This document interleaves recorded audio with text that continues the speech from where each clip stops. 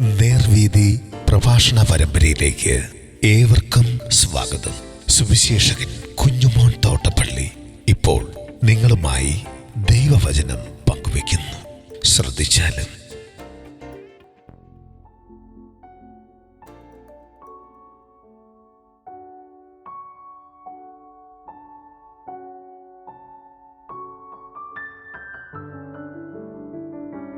ഇവരോട് ക്ഷമിക്കണമേ.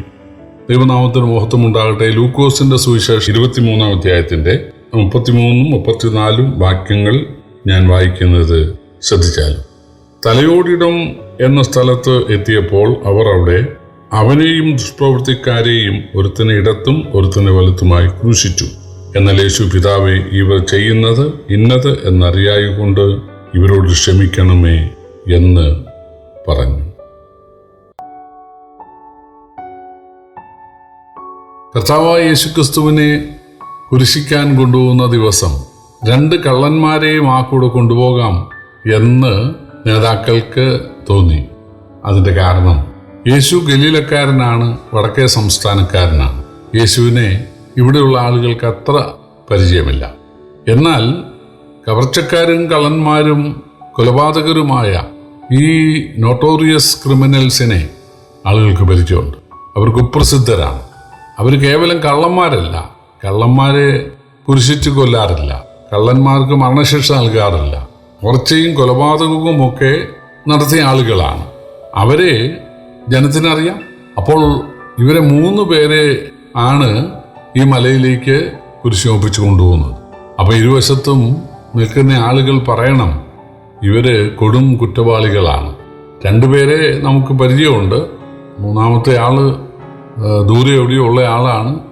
അയാളും ഇതുപോലെ കുറ്റവാളിയാണ് എന്ന് ജനങ്ങൾ പറയണം. അപ്പോൾ യേശുക്രിസ്തുവിനെ പരിഹസിക്കാനായിരുന്നു 2 ദുഷ്പ്രവർത്തിക്കാരെ കൂടെ യേശുവിനോട് കൂടെ ആ മലയിലേക്ക് കൊണ്ടുപോയത്. അവിടെ ചെന്നപ്പോൾ പടയാളികൾ ചെയ്ത ആദ്യത്തെ കാര്യം യേശുവിൻ്റെ വസ്ത്രം അവർ ഉരിഞ്ഞെടുത്തു. അത് അവർ 4 പേർക്കായിട്ട് ഭാഗിച്ചെടുത്തു. എന്നാൽ മേലങ്കി, തുന്നലില്ലാത്ത നെയ്ത മേലങ്കി, അത് ആർക്കെങ്കിലും ഒരാൾക്ക് കിട്ടത്തക്കവണ്ണം ചീട്ടിടാമെന്ന് പറഞ്ഞ് അവർ ചീട്ടിടുകയാണ്.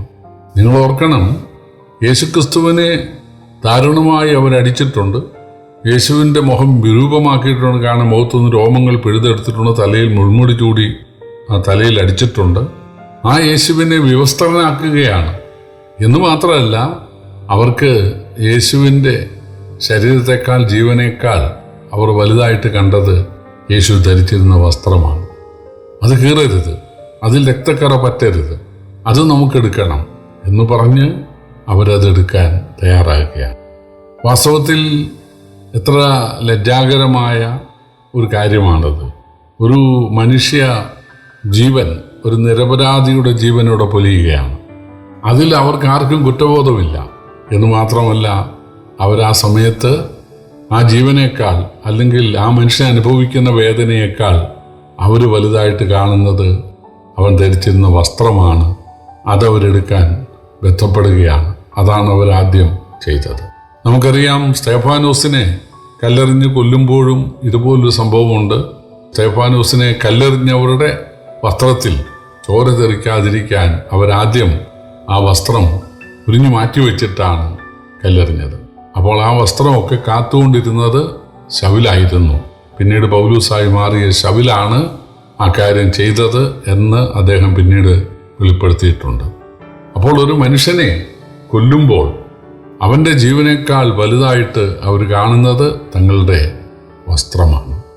ഇവിടെ യേശു ആ സമയത്ത് പിതാവിനോട് പ്രാർത്ഥിക്കുകയാണ്, പിതാവേ, ഇവർ ചെയ്യുന്നത് ഇന്നതെന്ന് അറിയായികയാൽ ഇവരോട് ക്ഷമിക്കണമേ. അതായത് അവരോട് ക്ഷമിക്കുവാൻ ഒരു പഴുത്, ഒരു ലൂപ്പ് ഹോള് നമ്മുടെ കർത്താവ് പിതാവിനെ കാണിച്ചു കൊടുക്കുകയാണ്. കാരണം ഞാൻ ആരാണെന്ന് അവർ മനസ്സിലാക്കുന്നില്ല. ഇവർ ചെയ്യുന്നത് എത്ര നീചമായ കാര്യമാണെന്നുള്ളത് അവർ മനസ്സിലാക്കുന്നില്ല. അവരറിയായ്മ കൊണ്ടാണ് അങ്ങനെ ചെയ്യുന്നത്. കൊരിന്ത്യർ ലേഖനത്തിൽ, കൊരിന്ത്യർക്കെഴുതിയ 1-ാം ലേഖനം 2-ാം അധ്യായത്തിൽ പൗലൂസ് എഴുതി, അറിഞ്ഞിരുന്നുവെങ്കിൽ അവർ തേജസ്സിൻ്റെ കർത്താവിനെ ക്രൂശിക്കയില്ലായിരുന്നു. അപ്പോൾ യേശു ആവർത്തിച്ച് ഞാൻ സ്വർഗത്തിൽ നിന്ന് വന്നവനാണ്, നിങ്ങളൊക്കെ ഭൂമിയിൽ നിന്നുള്ളയാൾ, ഞാൻ സ്വർഗത്തിൽ നിന്നുള്ളയാൾ എന്ന് യേശു ആവർത്തിച്ച് പറഞ്ഞിരുന്നു.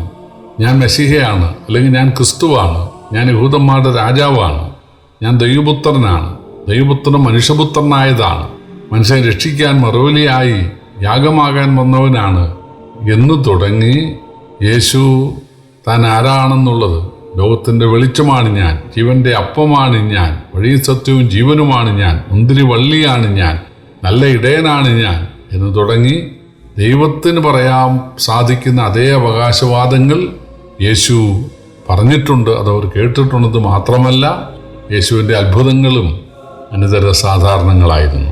ദൈവത്തിന് മാത്രം ചെയ്യാൻ കഴിയുന്ന പ്രവൃത്തികളാണ് യേശു ചെയ്തിരുന്നത്. എന്നിട്ടും അവർക്ക് അത് തിരിച്ചറിയാനായിട്ട് സാധിച്ചില്ല എന്ന് മാത്രമല്ല, യേശുവിനെ നിസ്സാരനാക്കുകയാണ്. അതുകൊണ്ടാണ് യേശു പ്രാർത്ഥിച്ചത്, പിതാവേ, ഇവർ ചെയ്യുന്നത് ഇന്നതെന്നറിയാകിയാൽ ഇവരോട് ക്ഷമിക്കണമേ.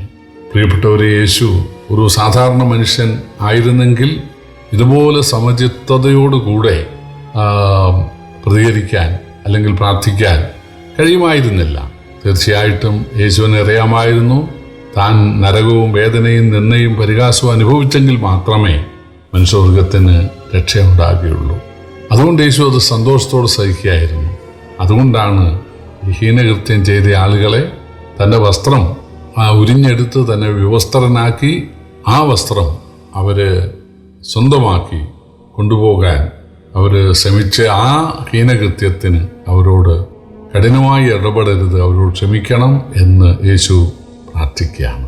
പ്രിയപ്പെട്ടവരെ, യേശു സ്നേഹനിധിയായ ദൈവമാണ് എന്നുള്ളതിൻ്റെ ഉത്തമ ഉദാഹരണം നമുക്കിവിടെ കാണാൻ സാധിക്കും. മനുഷ്യനെ ശിക്ഷിക്കുവാൻ വാസ്തവത്തിൽ യേശുവിന് മനസ്സില്ല. എങ്ങനെയെങ്കിലും അവരോട് പിതാവ് ക്ഷമിക്കണം എന്നാണ് യേശു ആഗ്രഹിക്കുന്നത്. ദൈവത്വം ഇതുപോലെ വെളിപ്പെടുത്തിയ വേറെ ആരുമില്ല. സ്നേഹനിധിയായ യേശുവിനെ ഓർത്ത് നമുക്ക് പിതാവിനെ സ്തുതിക്കാം. കർത്താവിൻ്റെ വലിയ നാമം വാഴ്ത്തപ്പെടുമാറാകട്ടെ.